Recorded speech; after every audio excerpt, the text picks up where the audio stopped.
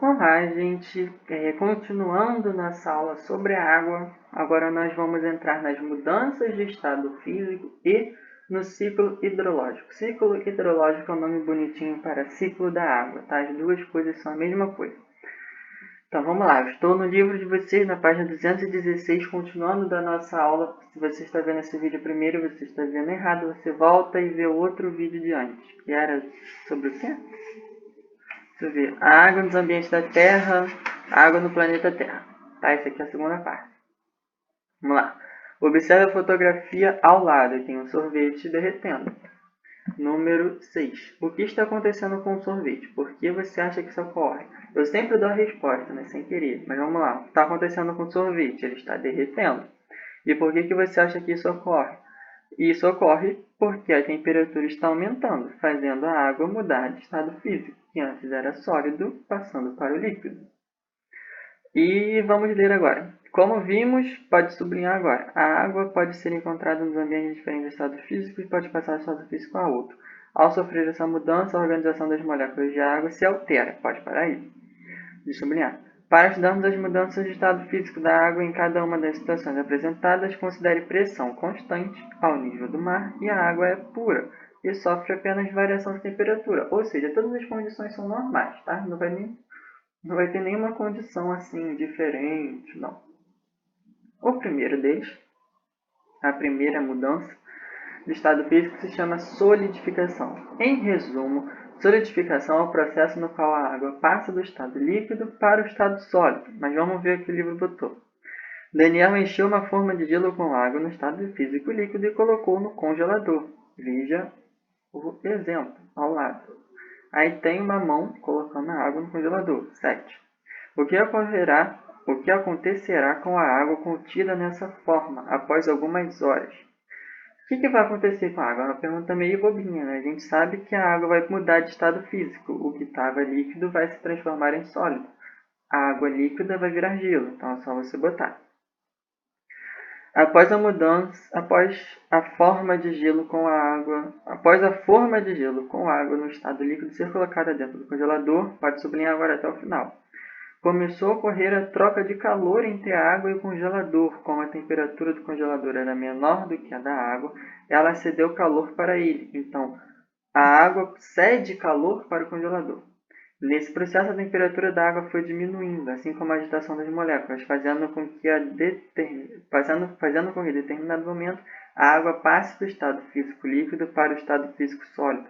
O processo no qual a matéria passa do estado líquido para o estado sólido é chamado de solidificação. Então, você solidificar alguma coisa, ou no caso de solidificar a água, você passar do estado líquido para o estado sólido.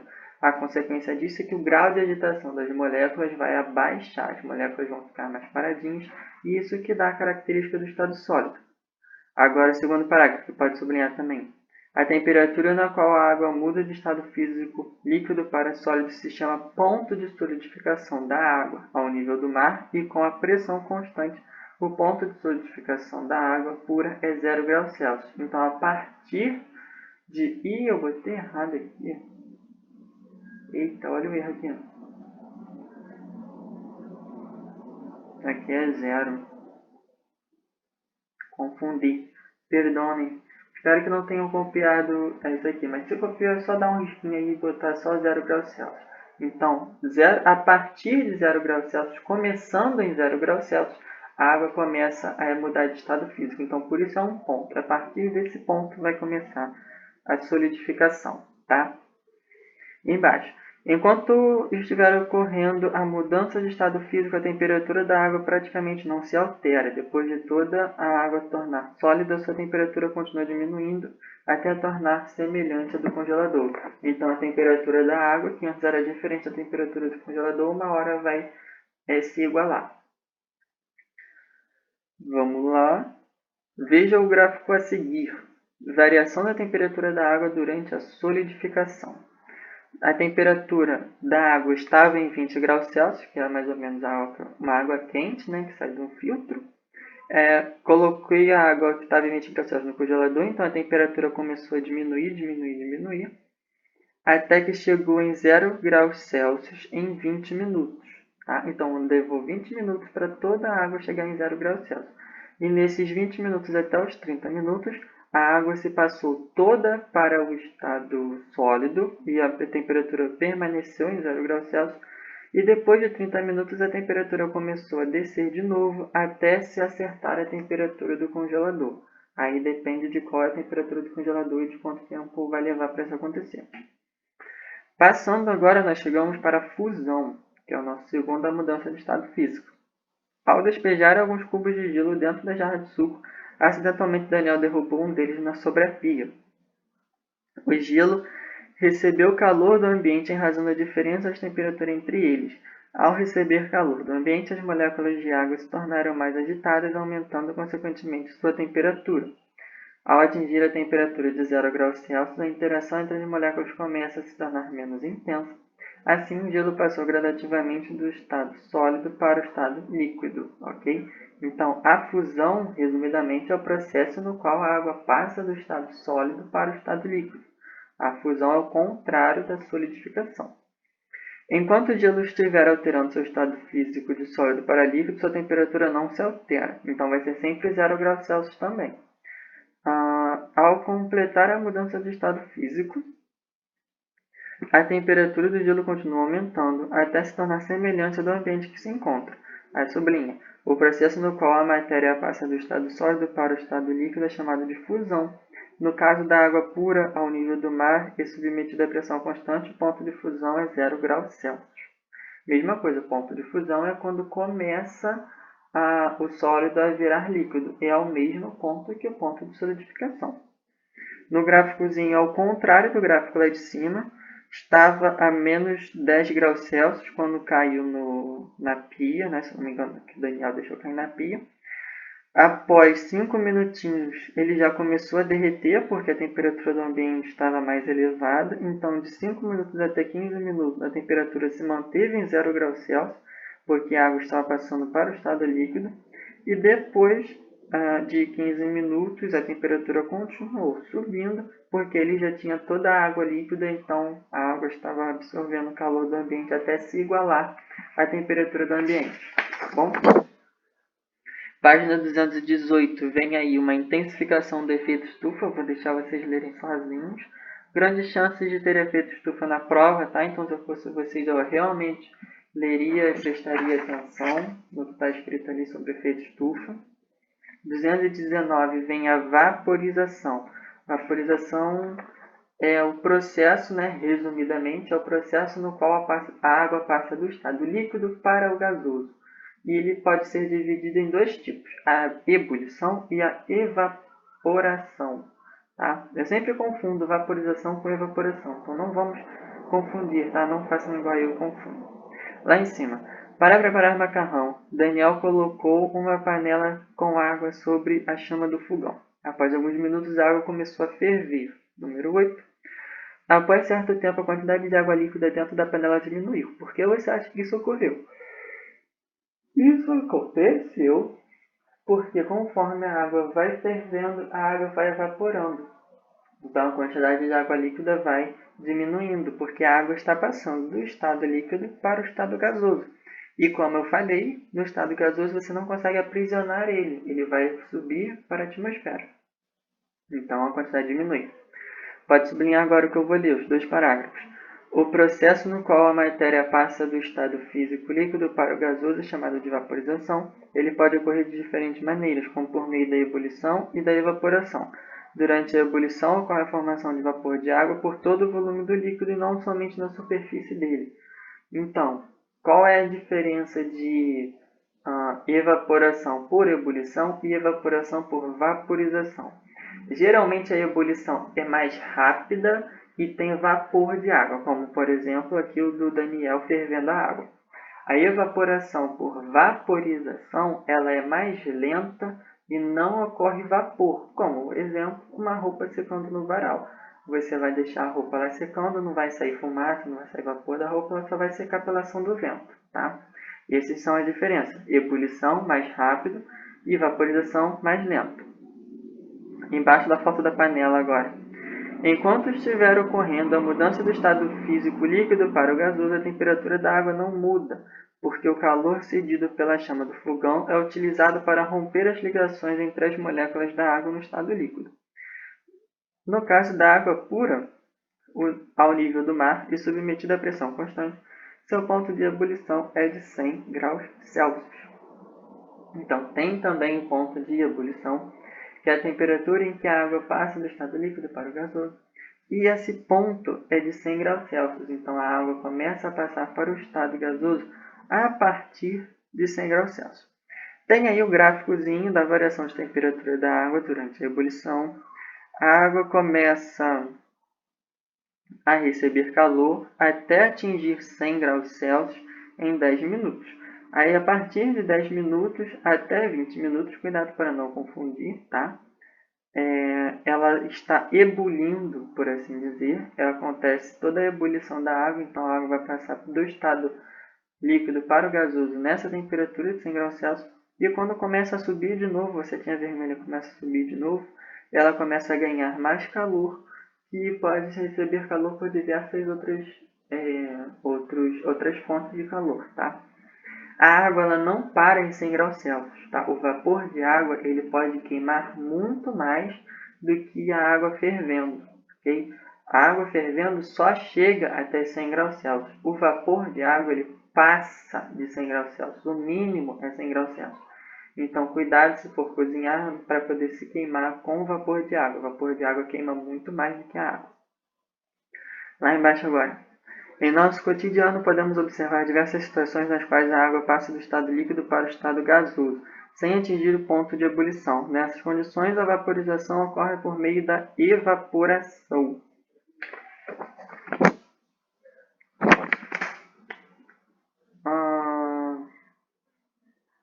Tá vendo só como é que eu troquei? Eu troquei aqui no slide também, ó.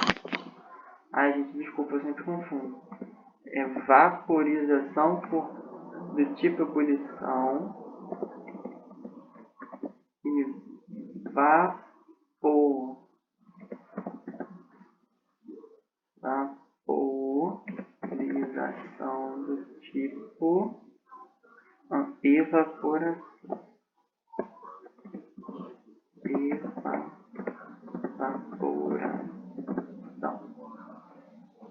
Desculpa, gente, acabei confundindo. Consertem no caderninho de vocês se vocês já copiaram. É sempre assim, eu sempre confundo vaporização e evaporação. Então não se preocupa que eu não vou nem cobrar esses nomes muito coladinhos na prova, não. Só quero que vocês saibam a diferença de um para o outro. Que a ebulição é mais rápido e forma vapor, e evaporação é mais lento e não forma vapor. Tá? Página 220 agora. Lá em cima vem: a secagem das roupas que foram lavadas e colocadas no varal é uma situação que envolve a evaporação, tá? Embaixo das roupas, pode sublinhar até o final. A evaporação pode ser acelerada pela ação do vento, pelo aumento da temperatura e pela ampliação da superfície de contato da água com o ar atmosférico. Essa mudança de estado físico se caracteriza por acontecer de uma forma mais lenta do que a ebulição e por ocorrer apenas nas moléculas que se encontram na região superficial da água. Na evaporação não ocorre a formação de bolhas de vapor por todo o líquido. Ok? Só isso. E vamos para a última mudança de estado físico, que é a condensação. O último que falta é o processo, resumindo, é o processo no qual a água passa do estado gasoso para o líquido. Não tem ponto de condensação, tá? O livro botou. Ao perceber que a água contida na panela estava passando para o estado gasoso, Daniel tampou o recipiente e deixou sobre a chama acesa por mais alguns minutos. Ao destampar a panela, ele percebeu que algumas gotículas de água se formaram na superfície interna da tampa, observando do lado. Então a panela começou a ferver e ele tampou um pouco a panela. E depois, quando ele destampou, depois da tampa ele destampou e viu que em cima da tampa da panela formaram-se gotículas de água. Número 9. Como você acha que surgiram as gotículas de água na superfície interna da tampa da panela? Essas gotículas elas foram formadas pela mudança do estado físico. Por quê? A água que estava ali embaixo, líquida, ela começou a ferver, passou para o estado gasoso. No estado gasoso, ela passou para a tampa da panela, se grudou em cima da tampa da panela, trocou de estado físico de novo e voltou para o líquido, tá? Mas fazendo uma respostinha bonitinha, fica aí que As gotículas de água se formaram pela mudança de estado físico da água do estado gasoso, que era o vapor de água, para o estado líquido, que se formou aderindo à panela, a tampa da panela, tá? Então escreve bonitinho. Geralmente, a tampa da panela se encontra a uma temperatura menor do que o vapor de água. Assim, quando o vapor entra em contato com a tampa, ele cede calor para ela. O vapor cede calor para a tampa. Ao perder calor, o estado de agitação das moléculas de vapor de água diminui, fazendo com que a água volte ao estado líquido, formando gotículas. Aí sublinha, esse processo no qual uma substância passa do estado gasoso para o estado líquido é chamado de condensação. Enquanto o vapor de água estiver alterando o seu estado físico de gasoso para líquido, a temperatura não muda. Daí vem, página 221. Para verificar a ocorrência da condensação, faça a atividade prática a seguir. Você pode fazer como você não pode fazer. Se você só observar o que está acontecendo aí no copo, você vai conseguir ver, tá? Que é as gotículas de água formando na parede do copo. Mas se você quiser fazer, também pode fazer. Aí você vai conseguir ver a condensação. No copo 1 da situação acima, houve a condensação de parte do vapor de água existente na atmosfera terrestre. Nesse caso, entraram em contato com a parte externa do copo, o qual estava em uma temperatura menor do que a do ambiente. O vapor de água cedeu calor ao copo e se condensou. O mesmo não ocorreu com o copo 2, que foi mantido no congelador. No caso, o copo 2 seria pegar o gelo, botar dentro do copo e botar no congelador. Então, isso vai conservar o gelo lá e a água não vai mudar de estado físico. Agora, fazer igual que ele fez aqui, pegar o gelo e botar ao ambiente, assim, a água do gelo vai derreter e vai condensar, fazer gotículas na parede do copo. E para a nossa parte final da matéria, nós chegamos no ciclo hidrológico, no ciclo da água. Acredito que ainda tenha mais uns 5 minutinhos de aula só. Vamos lá, 10. Você acha que é possível porções de água do mar fazer parte da chuva? Em caso afirmativo, de que maneira? Então, você pode falar o que você quiser aí, mas eu vou te dar a opinião certa. Você acha que é possível porções de água do mar fazer parte da chuva? Sim, é possível. Em caso afirmativo, de que maneira? De acordo com o ciclo da água. Nós vamos entender agora. Pode sublinhar o parágrafo todo. A água pode se movimentar entre diferentes ambientes da Terra. Esse movimento é chamado de ciclo hidrológico. Esse ciclo é essencial para a existência de vida da Terra, pois ele auxilia no restabelecimento de diferentes reservatórios de água do planeta, fornece condições para o desenvolvimento de seres vivos, além de contribuir para a manutenção da temperatura do planeta. Então, esse ciclo que nós vamos estudar agora ele é importante para absolutamente tudo e essencial para a vida na Terra. Página 222 e 223 agora toda aberta. As etapas do ciclo hidrológico. Lá em cima vem. Durante o ciclo hidrológico ocorrem algumas mudanças de estado físico na água. No entanto, mesmo com essas transformações, considera-se que a quantidade total de água na Terra permanece praticamente constante. Veja a seguir um esquema que representa o ciclo hidrológico. Então, a quantidade de água no planeta se mantém praticamente constante, tá? O que vai variar é a quantidade desses elementos que nós vamos estudar agora. Primeiro de tudo é a letra A ali, que mostra que a ação do calor proveniente da luz solar associada à ação dos ventos faz com que parte da água existente na superfície da Terra evapore, ou seja, passe do estado líquido para o estado gasoso. Então, o Sol e o vento vão fazer a água existente do nosso planeta evaporar. A água evaporando, ela começa a subir para a atmosfera. Letra B. Por ser menos densa do que o ar atmosférico, a água no estado gasoso sobe na atmosfera terrestre. Então, ela começa a subir. Número C, ó. Letra C.